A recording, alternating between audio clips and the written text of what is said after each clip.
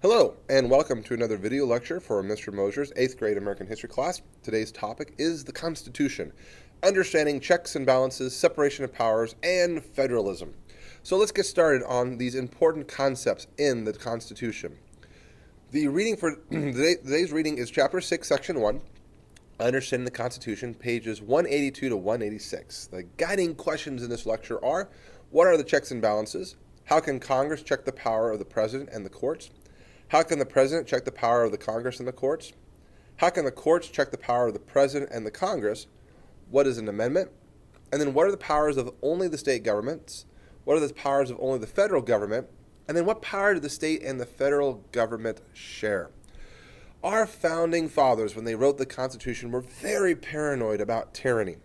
And so because of this, they purposely created a national government that would have built-in checks and balances and would separate the power. If you want to think of it, is that it takes power and splits it into equal branches or equal parts. So we have three different parts of government. We have the legislative branch, which makes the laws, the executive branch, which carries out the law, and the judicial branch that evaluates or judges the laws. Each of these branches have separate powers. They have different jobs under our government, and they're all co-equal branches. They all play a very important role in our system. Because of this fear of tyranny, which makes sense because, we just got done getting rid of a king in the Revolutionary War, they didn't want to set up a new national government that was strong to create a new sense of tyranny. And so that's why we have these separation of powers in these three different parts of government. Another series of safeguards that were written into the Constitution were a series of what become known as checks and balances. These are systems that allows each branch of the government to really kind of limit the powers of the other branches. So checks and balances is this system that really causes each branch to kind of spy on the other two branches to make sure that they are not exceeding their constitutional powers and authority, and to make sure that everybody is following the guidelines of the Constitution. So you can kind of think of the three branches of like the different points of a triangle. Each point is connected to the other two, and that allows them to kind of check the powers of those other two branches. They're always constantly on the eye out to make sure, hey, don't get out of line, don't exceed your authority under the Constitution. So let's look at some examples here of these checks and balances.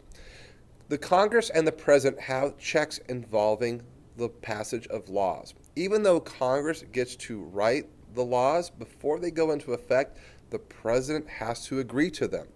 And if the President doesn't feel that that law should go into effect, they can veto it. They can say, no, that's a bad bill. We don't want that to become law. And the President can check the powers of Congress so that Congress can only pass laws that meet the approval of the President. Now, that sounds like the President has way too much power now because they can stop really any law passed by Congress. But hold on. The Founding Fathers also put in a check with Congress on the power of the President's veto. So if the President vetoes that bill and prevents it from becoming a law, Congress, if 2/3 of it says that we really think this should become a law, can override the President's veto. So even though there's a check on the power of Congress with the President's power of the veto, Congress has the control and check on the power of the veto by overriding the President's veto if 2/3 of Congress thinks the bill is a good idea. What about the President and the Supreme Court? Well, one of the built-in checks is that the President gets to appoint judges to these courts, the Supreme Court, and these are different appellate and district courts. Now, the President also doesn't have complete power here either because a President can appoint a judge, but the U.S. Senate and the Congress has to approve it. So there's another check on the President's power. And the idea here is that the President can kind of influence, and along with the Congress, can kind of influence the types of judges that go on to these courts. Now, the Supreme Court also has a check on the President's power because if the President uses its presidential power to enforce the law and someone feels that the President is breaking the Constitution, the Supreme Court can step in and say, nope, stop, Mr. President, stop, Mrs. President, you can't do that. That action is unconstitutional. You can't do that. That is not within your powers under the U.S. Constitution. So the Supreme Court can act as a check on the powers of the president to make sure that the president doesn't exceed their authority and they're playing by the rules. Think of the courts as like the referees. They can put up the red card or they can call a penalty on someone who's not following the rules. Now, Congress and the courts also have built-in checks. Not only does the Senate have to approve all judges before they can sit on the bench, but Congress can also remove federal judges through a process called impeachment. So if they think that a judge is not doing something correct, maybe something illegal like taking bribery money, they can hold a trial in the Congress and they can go through what's called an impeachment process, and then they can remove that judge if the judge is found guilty of doing something really bad. However, the courts also have a check on Congress as well, in that they can also declare laws passed by Congress and signed by the president as being unconstitutional. Again, this is known as judicial review. So if a law, even though it is passed by Congress and signed into law by the president, the third branch, the judicial branch, in this case the Supreme Court, they can kind of step in and say, hold on, that law doesn't fly. It violates the Constitution.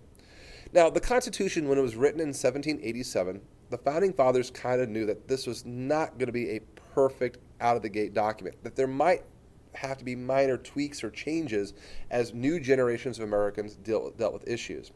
And so they kind of built in a safeguard to the Constitution so that it can be changed over time. And this becomes known as the amendment process.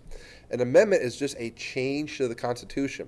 There have been over 10,000 suggested amendments throughout our country's entire history, but only 27 of them have ever been adopted. So you could say that even though we can change the Constitution, it's not all that easy to do so. There is a process that is involved to get the Constitution to be changed, and it has happened 27 times in our nation's history.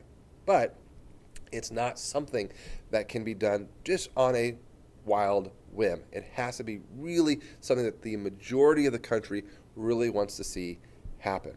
Now, those are the federal checks and balances within the federal government, but our founding fathers also put in additional safeguards of separation of powers, not only at the federal level, but also between the federal and the state level. We talked about this before with this idea called federalism.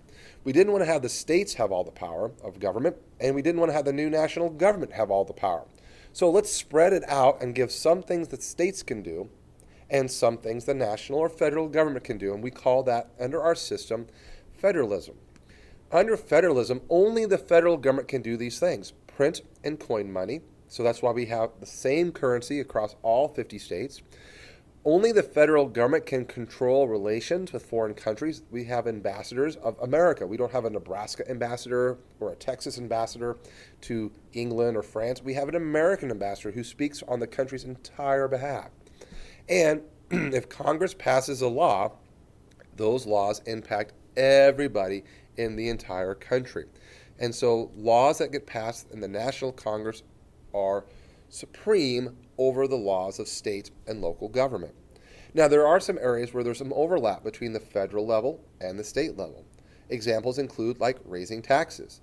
You pay taxes not only at the state and local level, but you also pay taxes at the federal level, so that those governments, the state and local government and the federal government, have money to operate.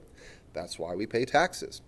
Also, the state and the national government have the ability to build roads and infrastructure. So sometimes we have national projects that build roads and bridges, and sometimes those are all taken care of by state and local funds. And both the federal and the state governments can also borrow money if they feel they cannot meet their obligations of paying off the things that they have to accomplish in the government. The states have some powers, though, that the federal government doesn't have. For example, most laws that impact us probably on a daily basis are local laws. Laws involving schools, marriage, owning property, getting a license to be a doctor, a lawyer, or a teacher.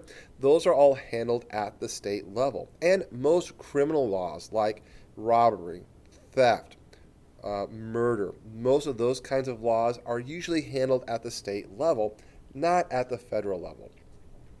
So if you think about the Constitution, they were very concerned about making sure that power of government is spread out not only on the three branches at the federal level, but also between the federal, state, and the local level. And so each part of government has a little bit of a different role in our lives and controls different aspects. And the idea is so that power isn't concentrated in the hands of a few, and it spreads it out among as many different people as possible so it avoids tyranny.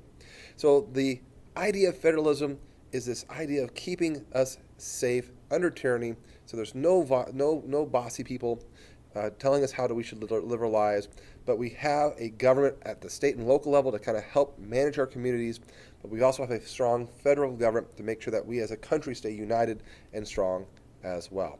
So that is the idea of checks and balances and federalism and separation of powers.